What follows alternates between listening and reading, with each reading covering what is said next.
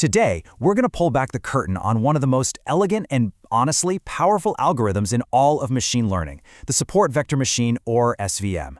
At its heart, it's all about a really simple but profound idea. How do you find the perfect dividing line? Okay, let's just start with a super simple question. Picture this. You've got two groups of dots on a piece of paper, say red dots and blue dots. I mean, you could draw all sorts of lines to separate them, right? But which one is the absolute best one? How do you even define best?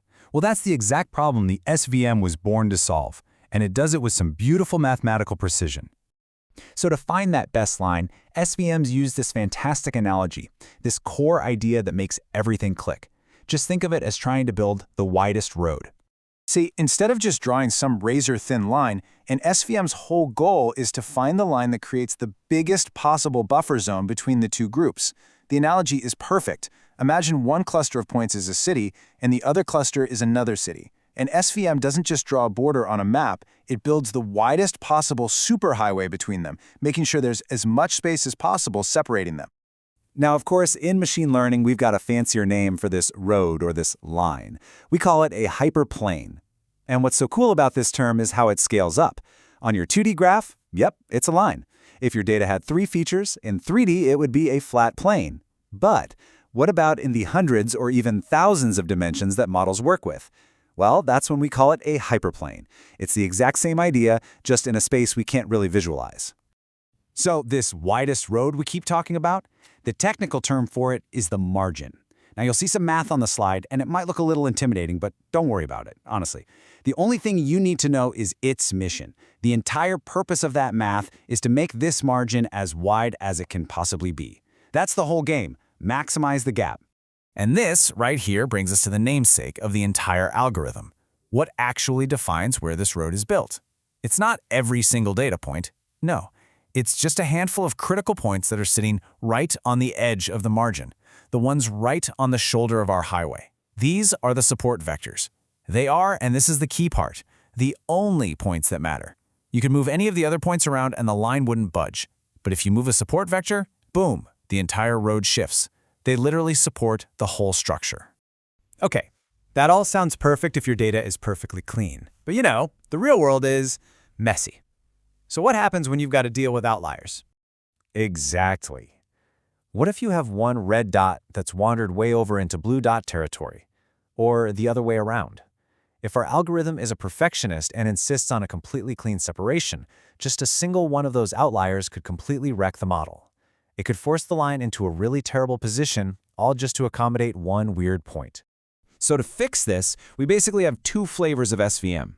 First, there's the hard margin SVM. This is the idealist. It demands absolute perfection. If the data isn't 100% separable, it just fails. But then you have the soft margin SVM. This is the realist. It understands that sometimes you have to let a few mistakes slide to find a much better, more generalized solution for the vast majority of the data. It's all about balancing that widest road with allowing a few trespassers on the wrong side. So how does it do this? Well, it has this brilliant little knob you can turn, a parameter we usually call C. Think of C as a penalty dial. If you crank C way up, you're shouting at the SVM, "I will not tolerate mistakes." The penalty is huge. And that makes it behave a lot more like that strict, hard margin version. But if you turn C down, you're telling it, hey, you know what? It's okay to get a few points wrong if it helps you find a much wider, more stable road overall. It's all about that trade-off. Okay, so we can handle outliers. But what about data that isn't just a little messy, but is fundamentally tangled up? This is where SVMs pull out their real magic trick. It's something called the kernel trick. Just imagine your data looks like a donut, a circle of red dots with a bunch of blue dots right in the middle. How could you possibly draw a single straight line to separate them? I mean, you can't, right? Any line you draw is going to cut through both groups. So are SVMs useless in a case like this? Nope, not at all. This is where the kernel trick comes in, and it is seriously brilliant. It's a mathematical shortcut. The core idea is to project the data into a higher dimension where it suddenly becomes separable by a flat plane. But here's the genius part, the trick. The algorithm never actually has to compute the new complex coordinates in that higher space. It uses a kernel function to get the exact same result as if it did. The analogy on the slide nails it. If you can't separate 2 countries on a flat map, maybe you can if you project them onto a 3D globe.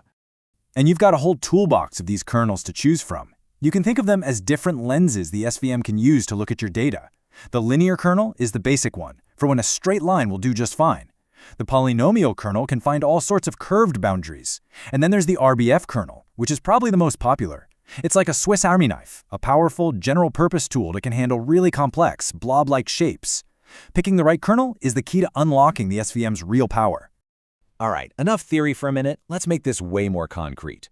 We'll walk through a super quick example of an SVM doing its thing. Okay, so on the screen, an SVM has already been trained on these 5 little data points. The dividing line, the hyperplane, has been found. So based on everything we've talked about, I've got a question for you. Which of these points do you think are the critical support vectors? Which are the ones actually defining that road? All right, let's see the answer. For each point, the algorithm calculates this score, which is basically its functional distance from the line. And there it is. Look, points x1, x4, and x5 all have a score of exactly 1.0. That means they are sitting perfectly on the shoulder of our widest road. The other 2 points, x2 and x3, they get a score of 2.0. They're much further away, safe in their own territory. So the ones that score exactly 1, those are our support vectors.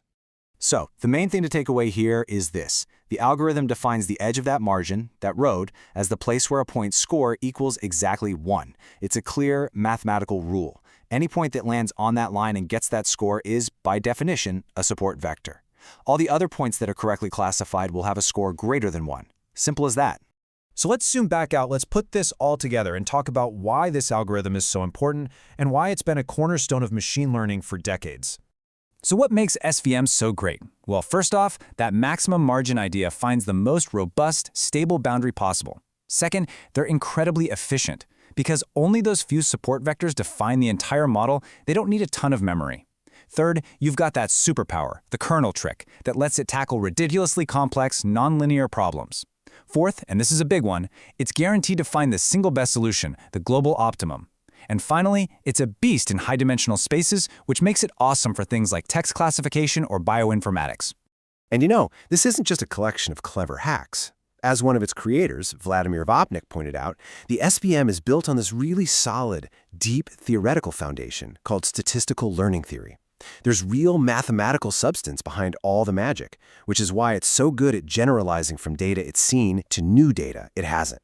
And that kind of leaves us with one final, pretty mind-bending thought. The SVM gives us this incredible power to find the perfect dividing line in spaces with thousands of dimensions that we can't even begin to imagine. So it makes you wonder, if a tool like this can find clear patterns in a reality that complex, what other profound, important patterns are hiding all around us, in plain sight, just waiting for us to find the right way to look at them?